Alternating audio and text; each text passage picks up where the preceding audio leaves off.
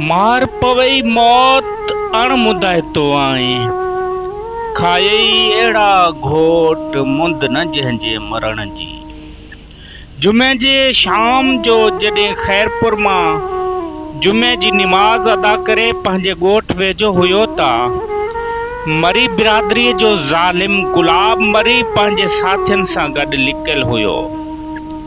Doctor Abdul Latif चढ़र जॾहिं हुननि जे वेझो आयो त हुननि किलाशनि जो बास्टो हलाए सख़्त ज़ख़्मी करे छॾियो ऐं हो ज़ख़्मियुनि जा सूर न सहंदे अस्पताल में दम धणी हवाले कयो, जंहिंजो केस शाह भंगियो अकानमिक ज़ोन थाणे जी हद में दाख़िल कराइण विया त पुलिस FIR दाख़िल न पई कयो, पर वॾी कोशिश खां पोइ FIR दाख़िल थी।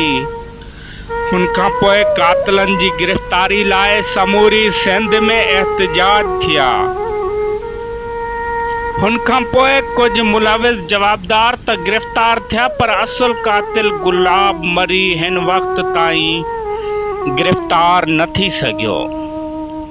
SHO शाह भंगियो जॾहिं त कातिलनि जी धुर बणियल आहे ऐं SSP खैरपुर बि ख़ामोश तमाशाई आहे, जॾहिं त हुन खे पल पल जी ख़बर ॾिनी पई वञे।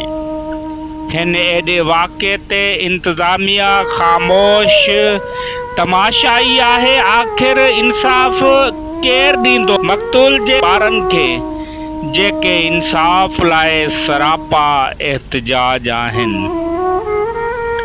आख़िर छो ही कानून एॾो बेहस आहे ऐं कातिलनि जी पुठ भराई पियो करे? आख़िर केरु हिन कानून जे रखवालनि खे ॿुंजो ॾींदो?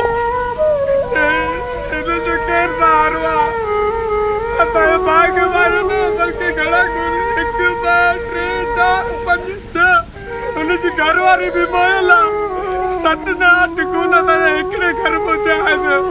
असांखे अञा इंसाफ़ न मिलियो आहे।